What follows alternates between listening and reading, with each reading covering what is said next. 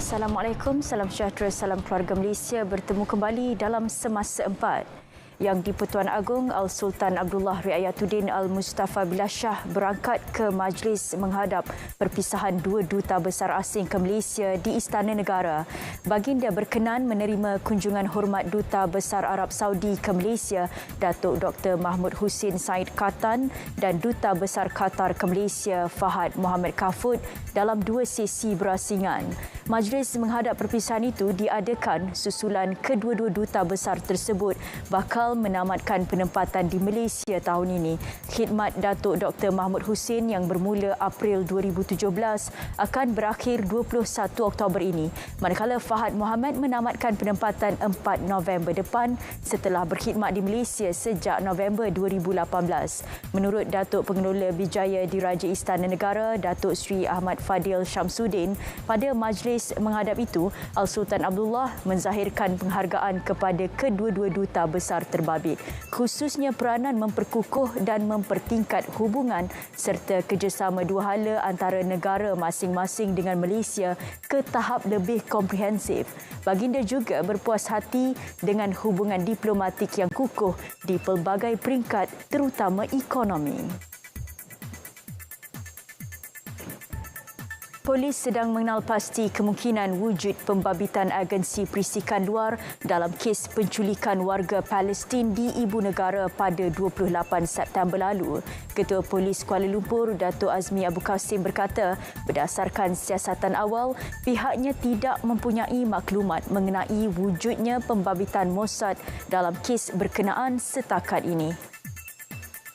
Orang ni kadang-kadang menata tak dapat lagi mengesahkan agensi-agensi luar yang terlibat ni.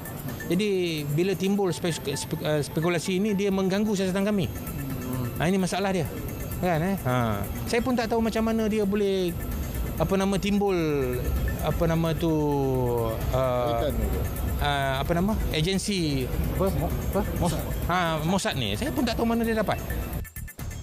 Orang ramai diingatkan tidak menimbulkan sebarang spekulasi yang boleh mengganggu siasatan dan masyarakat sehingga boleh menggugat keselamatan dan ketenteraman awam. Beliau ditemui selepas merasmikan program kerjasama strategik Rapid KL Safety Point antara Kumpulan Prasarana dan PDRM di Ibu Negara. Semalam, sebuah akhbar tempatan mengeluarkan laporan yang mendakwa ejen Mossad memasuki negara ini dalam usaha mengesan dan menculik rakyat Palestin yang dipercayai sebagai aset Brigade Hamas Al-Qassam. Sebanyak 7.5 juta tan metrik pembuangan toksik berlaku ketika pandemik COVID-19 melanda negara. Jumlah yang tinggi itu disebabkan pembuangan hasil sisa perubatan seperti alat pelindung diri dan picagari. Jelas Timbalan Pengarah Jabatan Alam Sekitar Kuala Lumpur, Datuk Muhammad Izzani Mat Saleh, selain peralatan berkaitan kesihatan, penyumbang utama lain seperti sisa terjadual ialah bengkel kenderaan dan hotel. Bagi membendung pencemaran alam sekitar lebih serius kerana membuang sisa buangan terjaluan ini tanpa kawalan, pihaknya mencadangkan hukuman lebih berat dengan denda sehingga RM10 juta dan penjara 5 tahun. Jabatan Meteorologi Met Malaysia terus mengeluarkan amaran ribut tropika kuat mengenai taufan Nesat yang kini berada kira-kira 1,353 km ke barat Laut Kudat, Sabah. Kenyataan Met Malaysia menyebut taufan itu kini berada kira-kira 140 km tenggara Hainan, China. Berdasarkan pemerhatian pada pukul 11 pagi tadi, taufan itu bergerak ke arah barat dengan kelajuan 15 km sejam dan boleh mencapai kelajuan maksimum 102 km sejam. Keadaan ini mungkin boleh menyebabkan angin kencang dan laut bergelora di perairan Laut China Selatan. Saudara, sekian Semasa 4. Assalamualaikum dan salam keluarga Malaysia.